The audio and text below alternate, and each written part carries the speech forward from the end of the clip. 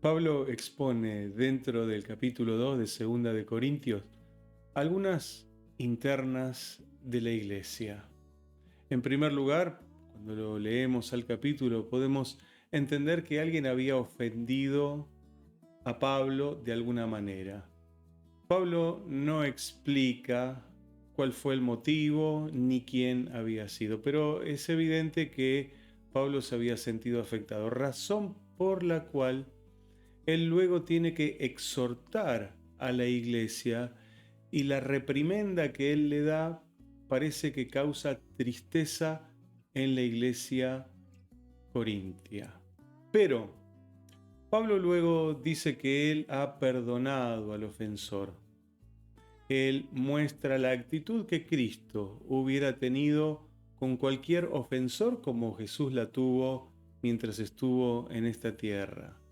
Y al perdonarlo, Pablo también les da un ejemplo y los exhorta a los corintios a que tengan la misma actitud perdonadora con aquel hombre que lo había ofendido. ¿Por qué Pablo hace esto dentro del capítulo? Bueno, porque él quiere llevarlos a los corintios a un nivel superior. Quiere llevarlos a dos ideas superadoras.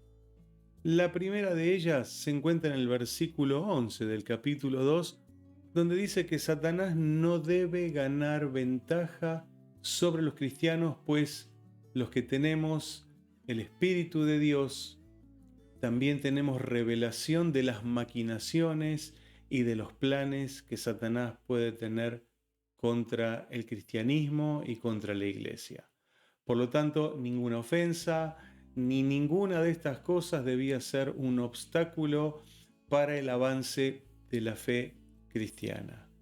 Y la segunda idea superadora aparece en el versículo 14 que me gustaría leer junto a ustedes, 2 de Corintios 2:14, que dice de la siguiente manera: Mas a Dios gracias, el cual nos lleva siempre en triunfo en Cristo Jesús, y por medio de nosotros manifiesta en todo lugar el olor de su conocimiento. Este pasaje redondea una idea que en la mentalidad de los ciudadanos del Imperio Romano era muy conocida. Era justamente la entrada triunfal de un emperador a la ciudad de Roma. Nosotros lo tenemos aquí ilustrado en el fondo que tengo con un cuadro que está en el Museo del Prado, que pertenece a los autores, a los pintores Codazzi y Spadaro, donde hablan de la entrada triunfal de Vespasiano en la ciudad de Roma. Vespasiano está aquí, usted lo puede ver, vestido color púrpura con sus caballos blancos, y luego toda aquella gente y todo aquel espectáculo, porque era este un verdadero espectáculo que un ciudadano romano no lo podía llegar a ver tal vez ni siquiera 2 veces a lo largo de su vida. Estos grandes eventos eran muy exclusivos y Pablo probablemente en este versículo se está refiriendo a esta idea, a la entrada triunfal de un general o de un emperador en su ciudad, porque había obtenido seguramente una gran victoria. En esta ilustración que Pablo usa hay dos metáforas, una dentro de la otra. La primera de ellas es la misma entrada triunfal que representa en la idea de Pablo que siempre hay una nueva victoria y un nuevo triunfo para los cristianos. ¿Qué mensaje sería este que predicamos si no ayudara a los hombres a vencer uno de sus peores problemas? Ahora hay que definir cuál es el peor problema del hombre. Claro, esto depende de la óptica que cada uno tenga. Y me imagino que todos tenemos ópticas diferentes y algunos podrían decir que el peor problema de esta humanidad es el reparto de la riqueza, mal distribuida la riqueza, mucha riqueza en muy poca población. Por lo tanto, hay mucha población muy pobre en este planeta. Es realmente un problema. Otros dirían que es la desigualdad. La desigualdad entre los pueblos, la desigualdad entre los géneros, la desigualdad entre las religiones, y de hecho es también un problema grave. Otros, los que observan un poco más la naturaleza, dirían que uno de los grandes o el más grande problema que está enfrentando la humanidad ahora es el cambio climático, donde todo parece estar convulsionándose en la superficie del planeta. Ninguno de estos problemas es sencillo. Realmente son cuestiones graves y son de distinta índole y cada uno tendrá una óptica diferente. Pero, ¿cómo podemos unificar nuestra visión?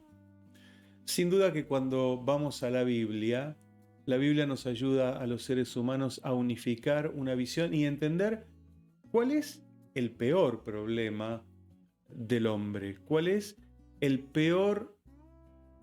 la peor circunstancia a los cuales los seres humanos se pueden enfrentar. ¿Y sabe qué dice la Biblia en términos generales? Lo peor que el hombre puede enfrentar es el problema del pecado.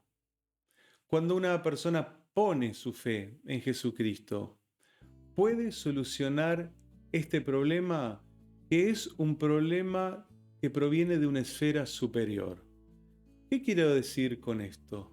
El problema del pecado no es inicialmente un problema humano, aunque somos pecadores, y eso ya es un concepto muy bien entendido dentro de la fe cristiana. El pecado en realidad no es de origen humano. Algunos se preguntarán, ¿qué está queriendo decir este predicador? Bueno, le voy a explicar. Cuando uno puede leer el relato de la Biblia, va a ver que Adán y Eva no fueron los primeros que pecaron. Hubo alguien antes que pecó, y la Biblia nos muestra que es Lucifer, el padre de mentira. Al menos así Jesús lo define en el Evangelio de Juan, capítulo 8, versículo 44. Dice que Satanás es padre de mentira. En una conversación que él estaba teniendo con los fariseos, que eran los opositores más enérgicos en la época de Jesús. Por lo tanto, si Satanás es el padre de la mentira, podríamos también admitir que es el padre del pecado, puesto que la mentira, desde el concepto teológico del cristianismo, se considera a la madre de todas las manifestaciones pecaminosas. Observe usted que siempre que hay una manifestación pecaminosa, va a estar la mentira de por medio, ya sea un adulterio, un robo o cualquier otra manifestación pecaminosa. Va a ver usted que siempre la mentira tiene algo que ver con esto. Por lo tanto, los hombres, al haber obedecido a Satanás, en nuestros primeros padres, Adán y Eva, que tenían una demanda divina de no acceder solamente a uno de todos los árboles que estaban en el huerto del Edén, que era el árbol de la ciencia del bien y del mal, que les daría la apertura al conocimiento personal del bien y del mal. Los hombres se dejaron engañar, los humanos nos dejamos engañar por Satanás, quien nos dijo: no moriréis, tranquilos, pueden comerlo, no van a morir. Cosa que fue una verdad a medias o una mentira a medias, pues sí, el hombre murió en ese momento, no de manera física, pero sí de manera espiritual a través de la separación que tuvo con Dios. Y con ese pecado vino la desobediencia, el hombre desobedece al mandato de Dios y bueno, aquí estamos, los humanos padeciendo justamente por una causa que no es humana. Por eso el pecado es tan difícil de solucionar y por eso los seres humanos no tenemos la capacidad de lidiar o de luchar nosotros contra el pecado. El Padre tuvo que mandar a su Hijo para que nos ayude en esta lucha imposible para la humanidad. Fue Jesús quien al encarnarse y al asumir su rol de siervo sufriente, entregándose en la cruz por cada uno de nosotros, muriendo por nosotros y resucitando al tercer día, nos ha dado la victoria sobre el peor problema que el hombre puede llegar a tener. Por eso, sin Cristo no habría solución para el pecado. Estaríamos definitivamente condenados a la perdición eterna. Pero una vez que el pecado ha sido vencido por Cristo Jesús, por medio de su muerte, todas las consecuencias del pecado también están vencidas. La enfermedad, la muerte, la miseria, la injusticia, los desórdenes naturales y cualquiera de todas estas cosas malas que podemos llegar a escuchar todos los días cada vez que encendemos una radio o una televisión y nos ponemos en un noticiero o vamos a un diario, vamos a encontrar las noticias del caos que el pecado produjo en esta humanidad. Pero quiero decirle que cuando Jesús venció el pecado, venció a todos los efectos del pecado sobre esta humanidad. Por eso Pablo le enseña a los corintios que en Jesús siempre habrá una entrada triunfal para los cristianos frente a cada problema. ¿Podés tomar esta palabra para vos? Jesús es el que te provee la victoria. ¿La tomás o la dejás pasar simplemente? Te recomiendo que la tomes por medio de la fe, porque Jesús nos da una fe triunfante. No te puso en este mundo para que seas un perdedor. No te puso en este mundo para que andes deprimido. Te puso en este mundo y te dio esta vida y te da la fe para que te transformes en una mujer, en un hombre verdaderamente triunfante. La metáfora que está dentro de esta primera metáfora, la primera metáfora es la entrada triunfal. Hay una segunda metáfora que Pablo nombra en la segunda parte del versículo 14 que nosotros hemos leído, y Pablo habla de un olor fragante que los cristianos debemos distribuir en este mundo porque Cristo nos ha dado la victoria. Dice así la segunda parte: por medio de nosotros manifiesta en todo lugar el olor de su conocimiento. Estas ceremonias, como la que tenemos aquí de fondo, las ceremonias del triunfo, eran ceremonias espectaculares, donde se utilizaban todos los recursos que tenían hasta ese momento para demostrar la victoria. Bueno, lo primero de ellos impactaba a la vista. Era la entrada del emperador, la entrada del botín que habían ganado, la entrada de los reyes que habían cautivado, que venían encadenados, la entrada de los esclavos. Luego venían las bandas que venían tocando la música imperial. Luego venía el ejército gritando que habían vencido, que habían ganado. Esto era la imagen que ellos daban. El sonido era parte también de todo esto. Los músicos también eran parte de todo esto. O sea, fíjese que ellos buscaban la mayor cantidad de recursos para impactar al corazón humano. La vista con la imagen, el sonido con la música, pero le ponían un elemento más. Era el olfato. Este gran sentido que todos tenemos representado en nuestra nariz, que es solamente la parte externa de nuestro aparato olfativo, que consiste en conductos con células que perciben los aromas o las sustancias que están flotando en el aire, que se transforman luego en señales eléctricas que van directamente al cerebro. Este sentido es uno de los sentidos más fuertes y más impactantes que los seres humanos y gran parte de los seres vivos, los que Dios creó con mayor desarrollo cerebral podemos llegar a tener. En estas ceremonias se quemaba incienso. El incienso es una sustancia aromática, resinosa, que la venían trayendo los sacerdotes del Imperio Romano y que también ponían cada X cantidad de metros un incensario para que realmente el ambiente se llene de olor a victoria.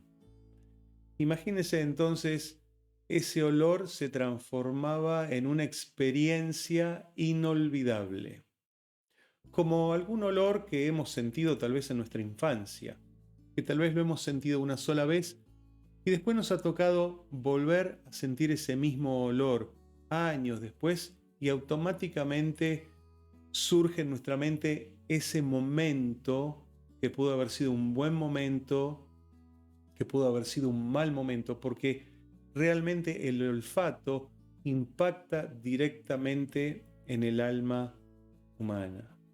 Es un sentido muy especial, que es bueno que también sepamos cuidarlo, porque va directamente a la corteza cerebral, sin pasar por un área de relevo que se llama el tálamo, donde otros sentidos sí pasan y son filtrados en ese lugar.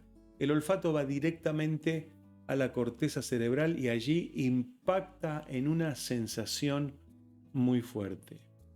Y Pablo explica que cuando un cristiano victorioso aparece en escena, emana un olor, emana una fragancia que puede ser percibida profundamente por todas aquellas personas que estén muy cerca o no tan cerca.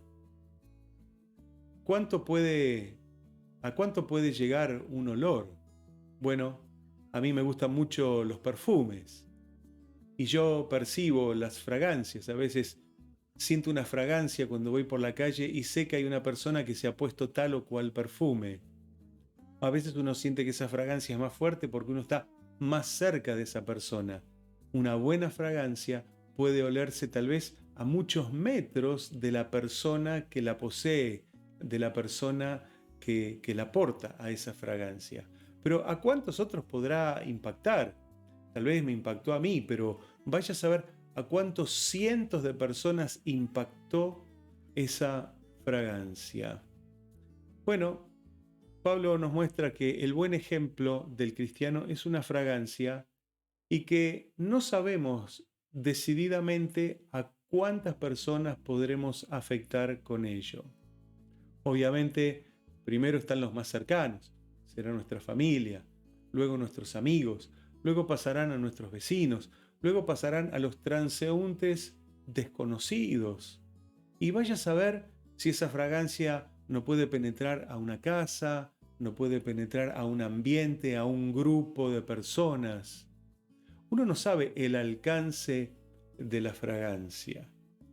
Pablo nos dice nuevamente, vuelvo a leer la segunda parte del versículo, que por medio de nosotros Dios manifiesta en todo lugar el olor de su conocimiento.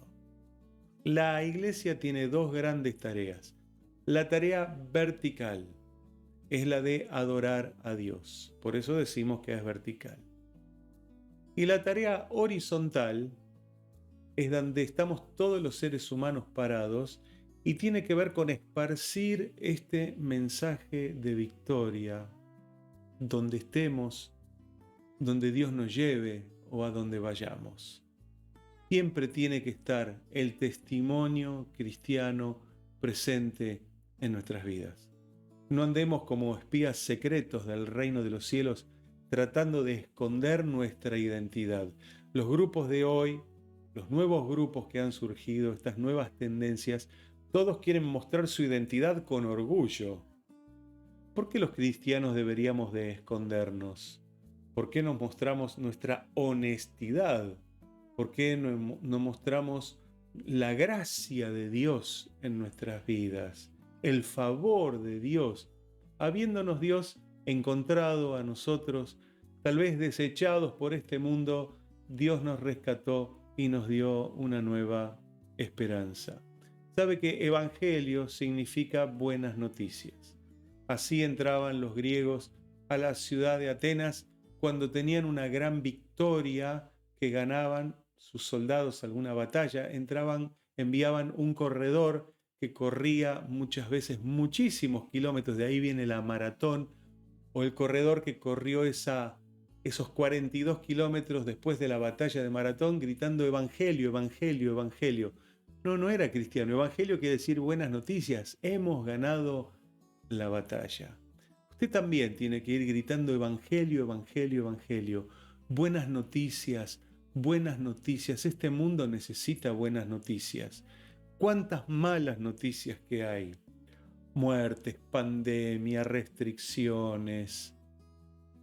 ¿Cuántas cosas feas? Guerras, problemas con personas que quieren pasarse de un país al otro, migrantes ilegales que salen de ciertos territorios para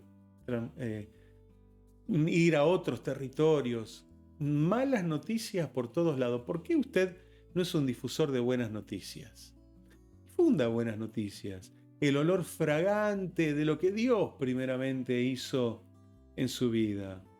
La iglesia tiene en este mundo una marcha triunfal y son los cristianos los que forman parte de esa iglesia, que de hecho la iglesia no es un edificio, la iglesia son mujeres, son hombres de los diversos estratos de la sociedad que han sido ganados por el favor de Dios, ganados por la sangre de Jesucristo, perdonados de sus pecados, liberados de Satanás y de los poderes de las tinieblas. Allí está la iglesia caminando, ya tiene más de 2000 años en la superficie de este planeta llevando este gran mensaje y la iglesia sigue victoriosa.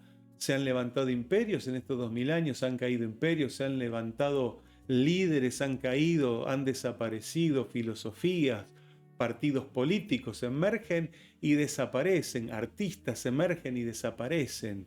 Pero la iglesia sigue caminando, ¿sabe por qué? Porque tiene la fragancia del Señor Jesucristo. ¿Es usted parte de esa marcha victoriosa de la iglesia? Nuestra fe nos fue dada para que seamos vencedores, de ninguna manera para que seamos perdedores. Al menos así lo declara Pablo en el libro de Romanos capítulo 8, versículo 37, nos dice que somos más que vencedores, no somos simples vencedores, somos más que vencedores por medio de aquel que nos amó. Por eso estas dos metáforas, la entrada triunfal representa que hay un triunfo continuo sobre la vida del creyente, sobre tu vida si pusiste tu fe en Jesucristo. Y la segunda metáfora es el olor fragante, es ese perfume que emana de la vida de los que saben vivir el Evangelio conforme a lo que declara la palabra de Dios. No abandones tu fe en Jesucristo, seguí adelante, producí cambios positivos en este mundo. Tenés que ser un difusor de las buenas noticias de nuestro Señor Jesucristo. Quiero hacer una oración por vos, para que sigas siendo un difusor del Evangelio, que seas un transmisor de buenas noticias, que seas una persona que tenga victoria sobre cada uno de los problemas que se enfrentan en esta vida. Oramos juntos. Padre, bendito sea tu nombre. Gracias por Jesús, el que nos da la verdadera victoria y que nos transforma en olor fragante en este mundo. No queremos desperdiciar esta oportunidad que nos das. Es una oportunidad única. Señor, todos tenemos una oportunidad única. Te pido, Señor, que crees esta conciencia en cada uno de los cristianos, que todos entiendan que tienen un rol, que han sido elegidos para victoria, que han sido perdonados y que son un olor fragante para este mundo que huele tan mal. Señor, que sean mis hermanos bendición en donde tú los pongas. Gracias, Padre, por escuchar nuestra oración. En el nombre de Jesús. Amén. Dios te bendiga muy ricamente.